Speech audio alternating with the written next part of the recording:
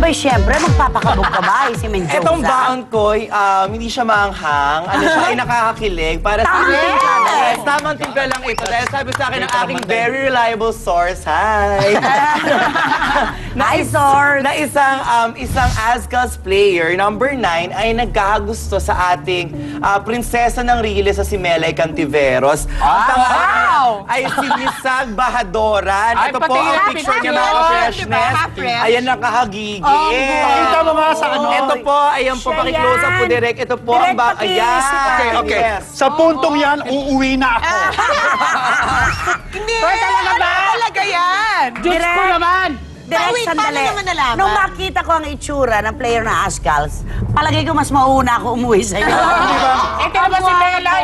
Tabingi pa mukha ako, almost perfect. Tapos ay, hindi ko makakapo. Humingi po ako ng katarungan sa Panginoon. Pagbigyan naman natin. Mali mo naman isang matigas sa pagbibenta lang. Tumalo yung project sila. Hindi nga, ito nga. May Azcal din na naghihintay sa'yo sa labas. Oo, Asong kalye. Oh, bumubula-bula pa bibig. Pero ang lahi nito ang lahi nito half Filipino, half Persian. Ay! So, ba yan? congratulations. Persian cat pala yan. Divine, alam mo ba ibig sabihin pag Persian? Ano Babalahibo ba siya. Mamaya natin pag-usapan. Direct, babalahibo, tapos kakalmut-kalmutin ka. Oo, di ba? Alam mo, si Melay Cantiveros, Melay, ikaw na. hindi siya maswerte, isa siyang pinagpala. Yes, oo. Gusto ko Saka, yan. pero sana Oh, this diba? time, pag ito nakuha mo to, Mary, huwag mo na pakawalan. Pinagpala ka sa babaeng lahat. Ako naman, isa lang masasabi ko sa'yo, Melay. Melay, may araw ka rin. Melay! Tsaka mo, dahil. Na-jonggit! Okay, Aisy! Namatay sa tumigil. Ito naman ang ating extra sa Sabog Top Sigurita si Shalala. Express Pasabog Top 3. Shalani Solidad. Type din daw mag-host ng isang talk show. Iba't ibang plano bilang misis. Ibinuking. Hindi maitago-tago ang excitement at kaba ni Mrs. Shalani Solidad Romulo sa pagsisimula ng kanyang bagong show sa TV5, ang Game and Go. Pero hindi lang pala sa game show palaban ng ating kapatid dahil isang bagay pa ang kanyang inamin sa amin. So I'm really thankful because TV5 gave me, offered me a new show right away. So kung ano yung ibigay sa atin ng TV5 management, of course, we will be very much happy to accept it.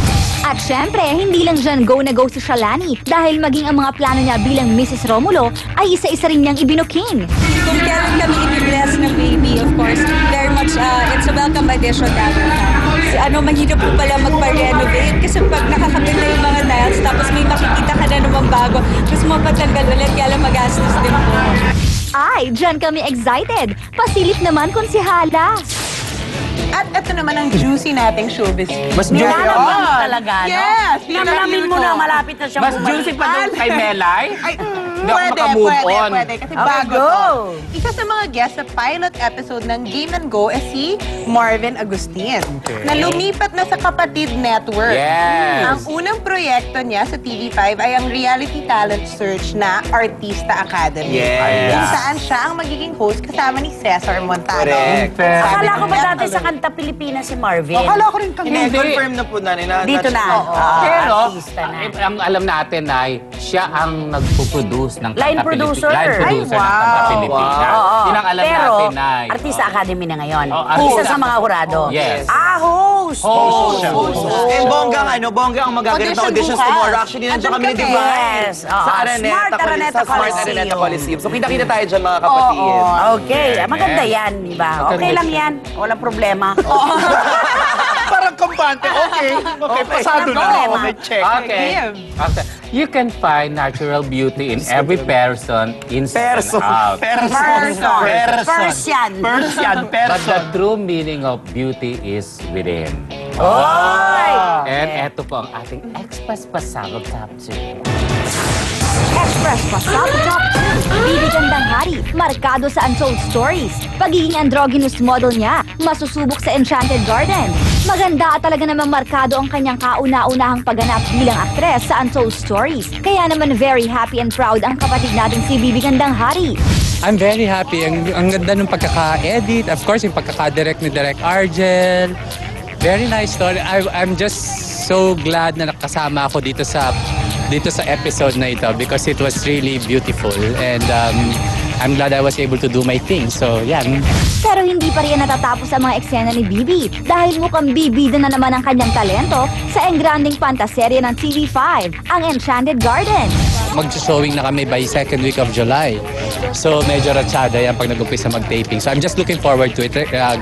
Getting ready for it. Oy, dahil social. I mean, ibig ko sabihin kakaiba itong drama natin dito sa teleserye na to. Ikaw gugulat nilang lahat. Yan ang tiyak na aabangan ng lahat. Kaya Bibi, be ready. Make your TV5 family proud. Oh, gising pa rin kayo.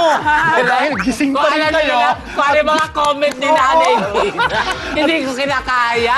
Gising din lahat, Nakaya di kong ba? panindigan ng harap at talikuran, ha? Totoo yan. O, teka muna. Papakaseryoso naman ako ng kaunting Sige. ngayon. Okay? Dahil alam natin na ang isang mayagpag na balita nitong nakaraang weekend ay tungkol sa kalagayan ng ating minamahal na si Mang Pidol. Okay, Tito Dolphy. Kay si Tito Dolphy. At ang dami-daming kwentong kumakalat ukol sa tunay na kalagayan ng health niya. Nakakasama ng loob din para sa kanyang pamilya dahil ang dami-daming mga Kwento. para bagang kwentong minamadali, okay, ang buhay ng matanda, ano, na hindi naman yata maganda. Ito naman din ay para sa akin, ano, at ito ay ina-address ko sa mga people na concerned. I think sa buong kasaysayan ng career ni Tito Dolphy, walang kaka-question na siya ang natatangi at nag-iisang hari ng komedya Tama. ng bansang ito. At siya ang sumasakatawan din ng tradisyon ng pagpapatawa sa Tama. kulturang Pilipino, hindi Yes. ba? Mula pa ng Vodaville, mula pa ng Tama. Manilagan Opera House, hanggang sa Pacifica Falayfay, Tatay Kong Nanay, up to this very day, hanggang sa Pidol's Wonderland.